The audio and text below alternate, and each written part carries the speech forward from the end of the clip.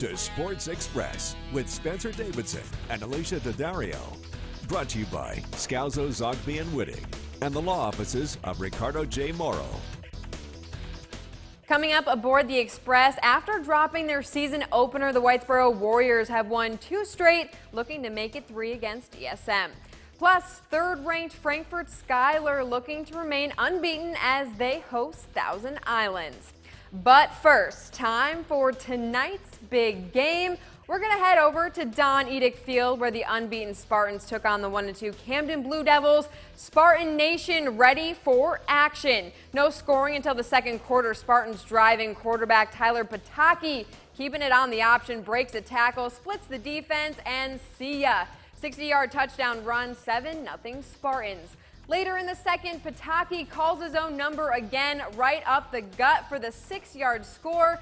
That makes it 14-0, and they weren't done, not by a long shot. Under 2 minutes in the half, Pataki, nice pass to Colin Ozowski, just over the defense, gets them down to the 10. Then a few plays later, yep, it's Pataki again. He had 106 yards on the ground. Vinny Finelli chipped in 2 scores and 161 yards. And for the first time since 2013, the Spartans are 4-0 with the 34-12 win over Camden. Hello, everyone, and welcome to my final Sports Express. Spencer is out sick tonight. We wish him well, but the show must go on. New Hartford absolutely impressive the first half of the season. So from one unbeaten team to the next, Frankfort Schuyler is ranked 3rd in Class D. They're hosting Thousand Islands this evening. Tied at 6 time, winding down in the opening quarter, Jeff DeSaro. Almost taken down in the backfield, but he rolls out of the pocket, launches it deep right on the money to Nick Parada for the touchdown. Maroon Knights up 13-6. Second stanza, play action fake here. DeSaro dropping dimes out here. This one to Michael DeRolo in the corner of the end zone. Frankfort rolling 21-6. And they wouldn't let up later in the quarter. DeSaro punches it in to Nick Manine. He finds a gap, takes it to the house for 6. The Maroon Knights would march on to a 36-12 victory. Community not only celebrating that win on the field, but off of it, 18-year-old Will Linscott battling leukemia. He found a match and will have a double lung transplant tomorrow. In Class A, Whitesboro took on ESM at Chisfry Field. Warriors up 12-7 in the third. Griff Scortino takes the handoff on the sweep and makes a cutback to find the end zone. 2-pointer was good at 20-7. Next series, the Spartans trying to make something happen. Robbie Skila gets a hand on Tyler Bell's arm and Scortino gets the pick. Great play there late in the third. Whitesboro punting. Watch this. The ball goes off the returner. Haven't you heard? Poison, poison, don't touch it. Whitesboro falls on it though, and now with the great field position, beginning of the fourth, Warriors on the 1. Nick Sardina with the QB keeper, and that's going to make it 27-7. Big Blue Wrecking Crew goes on to win it 30-21. They're now 3-1. They travel to Auburn next Friday. The 18th ranked Proctor Raiders putting their 3-0 record to the test out in Syracuse, taking on West Genesee. Xavier Brumfield taking advantage of the gap in that Proctor defense. Turning on the Jets, taking it all the way to the house for the touchdown, but Tayshawn Cooper and the Raiders too much for the Wildcats to handle.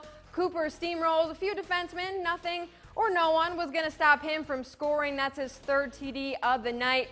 Proctor defeats West Genesee with ease to improve to 4-0 on the season. 42-14 is your final. Staying in Class AA, Rome Free Academy is coming off its first win of the season, an upset over CNS. The Black Knights hosting Baldwinsville at RFA Stadium. The Bees up 7-0. They double it with 18 seconds to go in the first frame. Braden McCard on the quarterback keeper punches it in from the 2-yard line. 14-zip Beeville. RFA trying to get on the board before heading into the locker room. Jacob Taylor bursts up the middle for a nice gain, followed by Avaya Baez. Beautiful run to the outside. The chains are moving for the Knights, but the drive comes to an end. Evan DeLutis taking a shot down the field, and it's picked off by Patrick May. Second half would be no different as Baldwinsville shuts out Rome 34-0. We head to Ben Rizzo Field where Notre Dame looking for win number 1. They're hosting Canastota. First quarter, Raiders already up 22-zip. Drew Marshall with the QB keeper gets outside, rumbles 16 yards for the score. Extra point good, 29-0 at that point. Second quarter, Marshall goes to the air. Greg Olden comes up with a touchdown grab. Now it's 36-0. And they weren't done there. Marshall right up the middle. He scores again, this time 12 yards out. It was 49-0 at the half. Struggles continue for the Jugglers as they fall 69-6. In Class D, a low-scoring but wild game with Onondaga and Sequoia Valley. Jake Miles from the Valley blocks the Onondaga punt. Zach Delaney makes the most of it, but it's the Indians getting on the board with Zach Ray plowing his way in from a few yards out. 6-0. Onondaga wouldn't go away without a fight, though. They scratch and claw to stay in it. Logan Nordman pounces on the loose ball. This game would go to overtime. Sequoia Valley pulling off the upset. The Indians win it 12-6.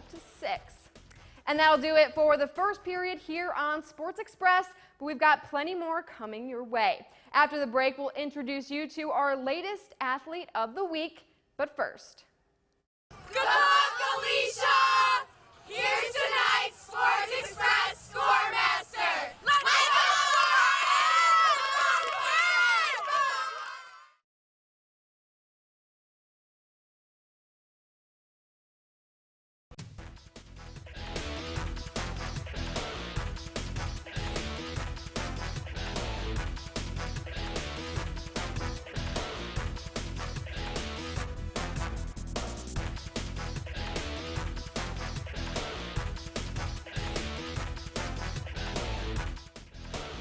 If you want to join the conversation on Twitter, use hashtag SportsExpress.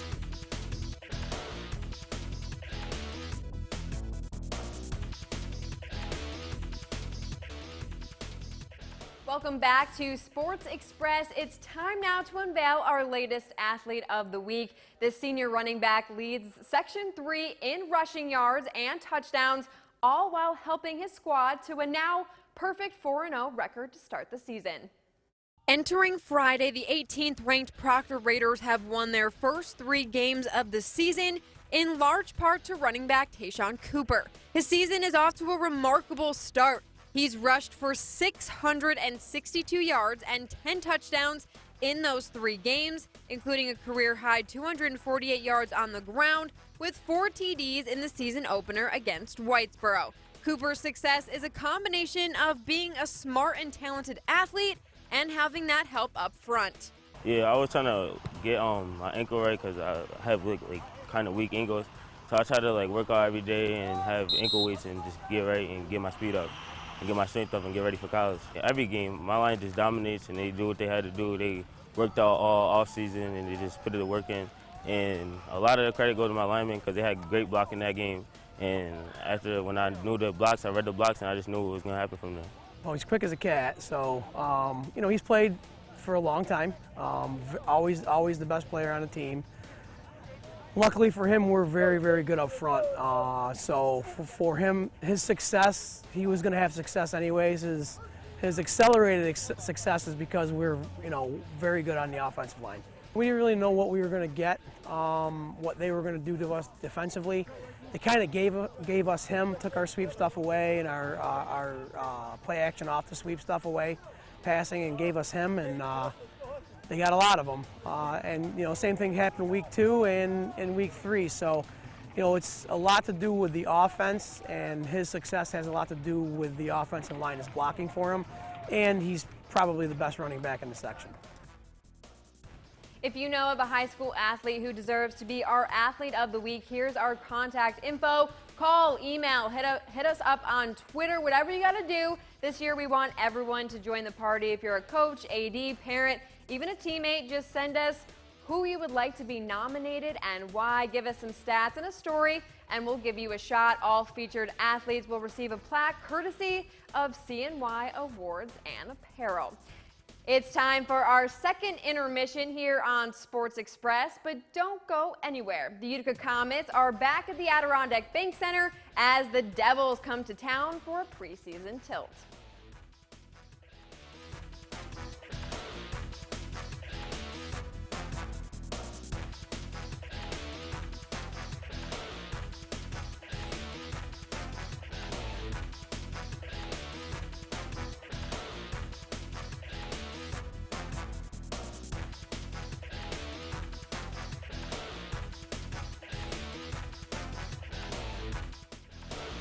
For final scores and video highlights from tonight's games, log on to WKTV.com. Offices of Ricardo J. Morrow.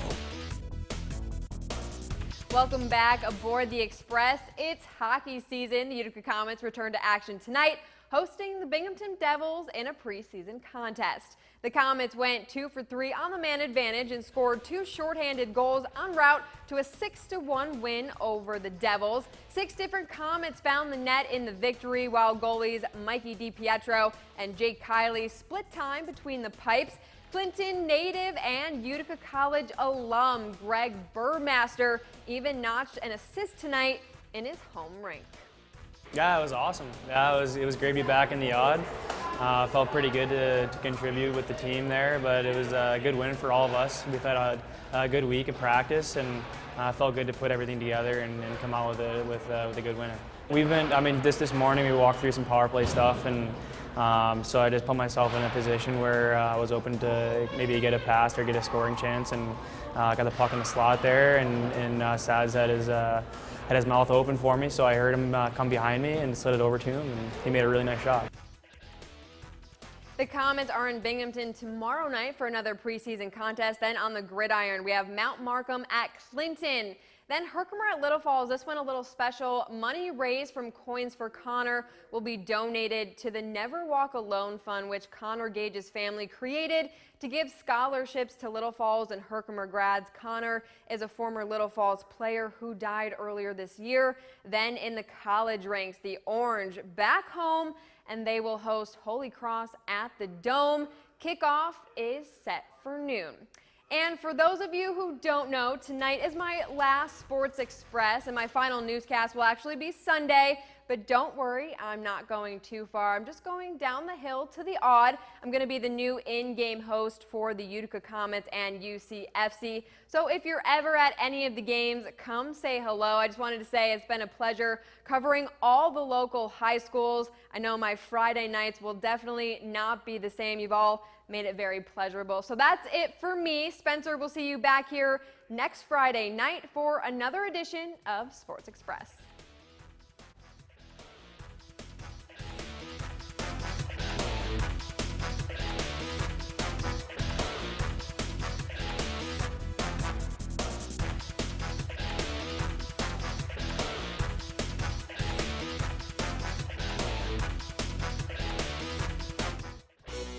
This has been Sports Express, brought to you by Scalzo, Zogby & Whitting and the law offices of Ricardo J. Morrow.